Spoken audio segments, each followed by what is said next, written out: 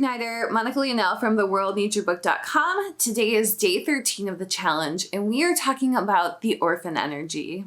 This is day 13 of the challenge, characters in the orphan energy. And so the orphan energy, it is part of this archetypal system, I guess. It's from the book The Hero Within, 6 Archetypes We Live By. It's by Carol Pearson. And there are 4 of these: the orphan energy, the wanderer energy, the warrior energy, and the martyr energy. So this first one is the orphan energy, and it corresponds to what we talked about in day 12, the setup. So the setup is really looking at your first part of your book, like act 1 of your book. It's looking at that from a very, from like a plot perspective, or from the external arc perspective for each character.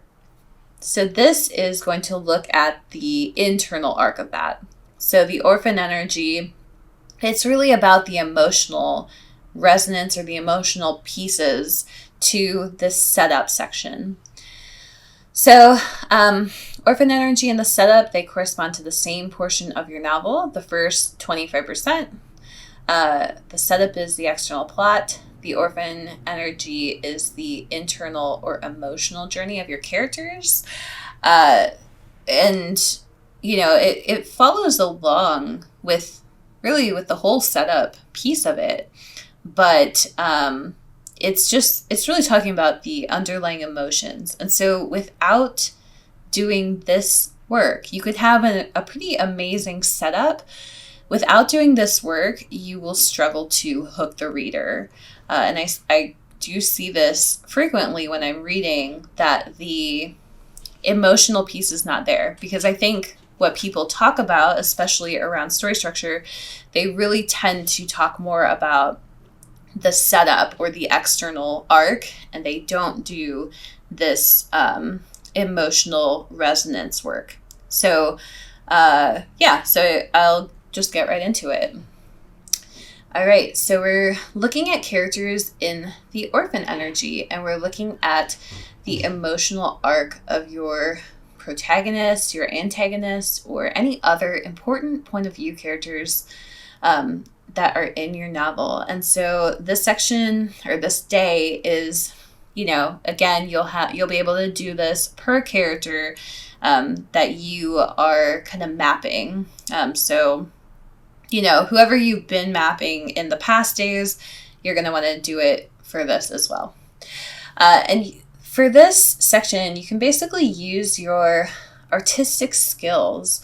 And what you want to do is you want to look at the before and the after of this section. So, who is this character at the beginning of your novel? Who is this character at about the 25% mark of your novel? For some of you, if you're doing a condensed version of the setup, this could be the 10% mark of your novel.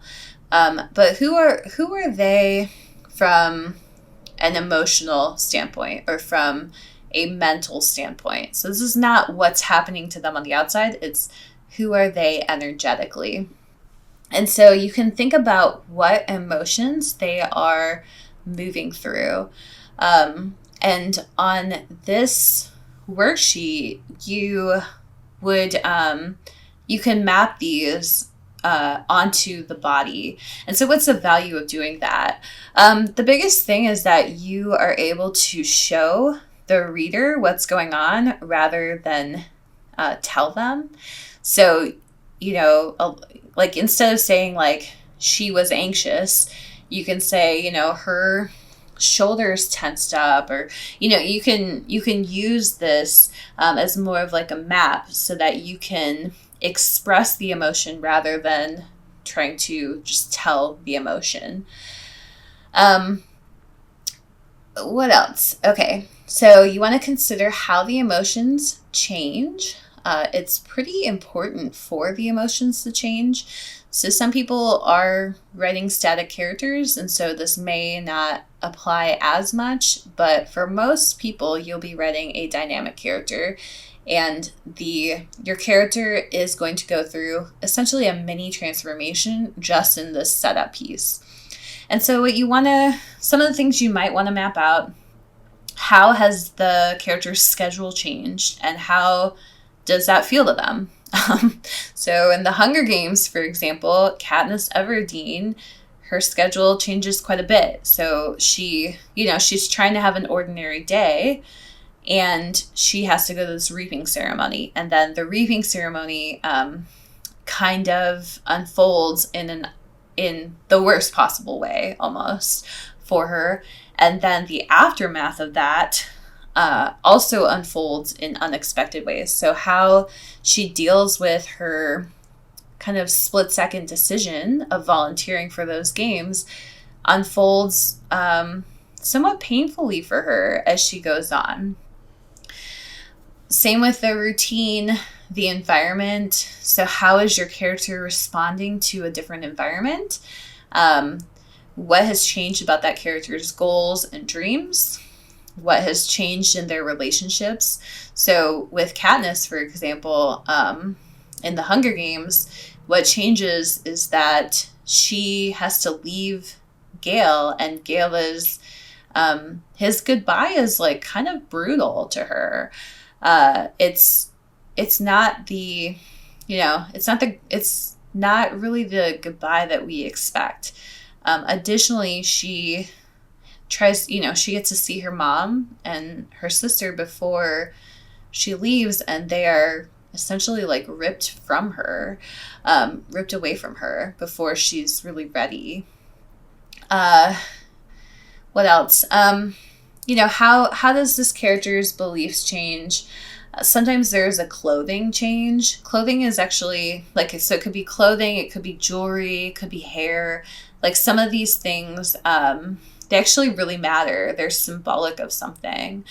And then how does that character's activities change? Like, what are they going to be doing differently? How do they feel about that? Again, you're trying to show this mini transformation that they're experiencing. So you can map this out onto their body. You can do this for up to 5 characters. In the last part of the section, you have an extra set of pages. So this is the scene notes for the first 25% of your story.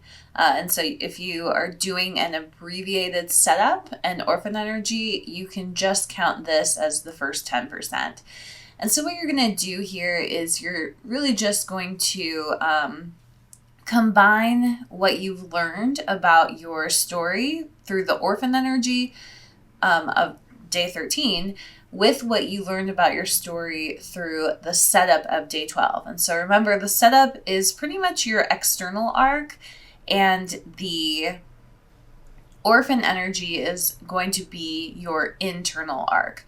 And so it's really helpful to start to put those together, like mesh them together a bit, and start to work out the details of your scenes and of this part of your book very step by step. You may also want to include some of the other stuff you've learned. So we talked about the fatal flaw from day 7. We talked about false beliefs from day 8.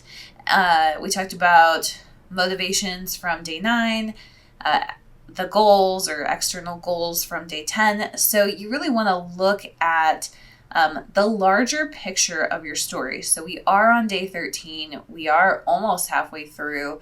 And this is a good time to just start to lay out kind of scene by scene, or, if you're not to scene by scene, maybe it's beat by beat.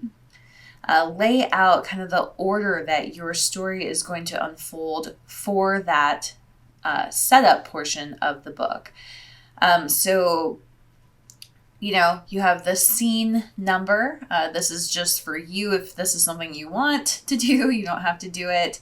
The scene description, for me, I like to keep it very short. So the scene description could be like ordinary day - going hunting with Gale. So that would be an example of Katniss Everdeen's ordinary day.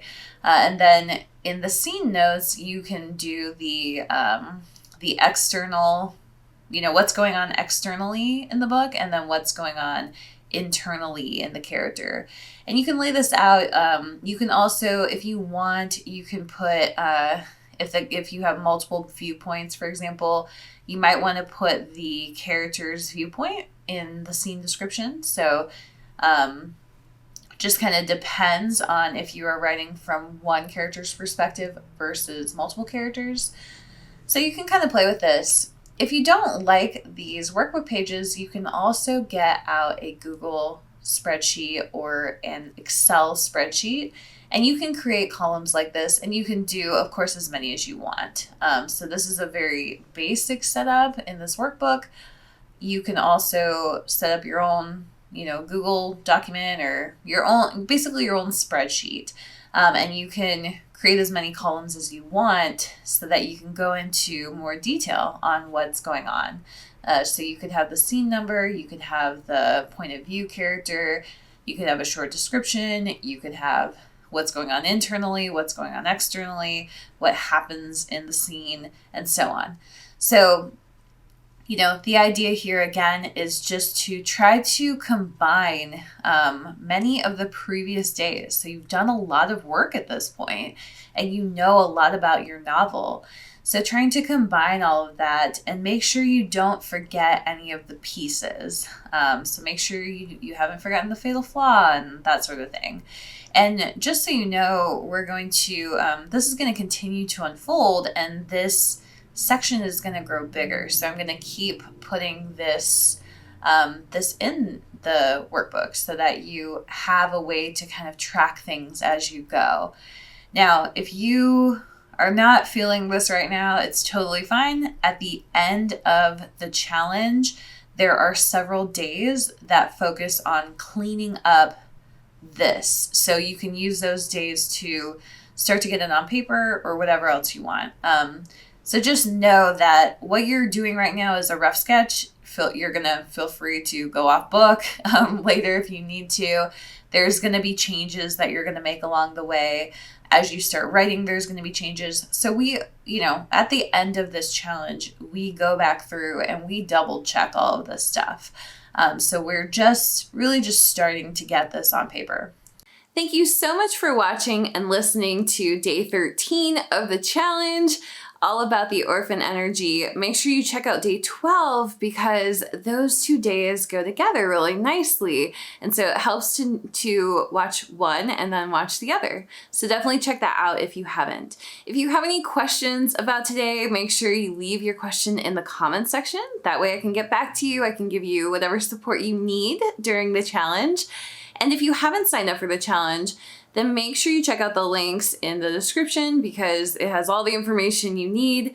You definitely want to sign up for the challenge if you haven't done so yet. And even though we're on day 13, it's totally fine. You can absolutely catch up. It really doesn't take that long to do each day. And if you miss a couple days, it's totally fine as well. So definitely check that out if you're interested. Thank you so much for watching and listening. I hope this has been helpful to you. Have a wonderful day.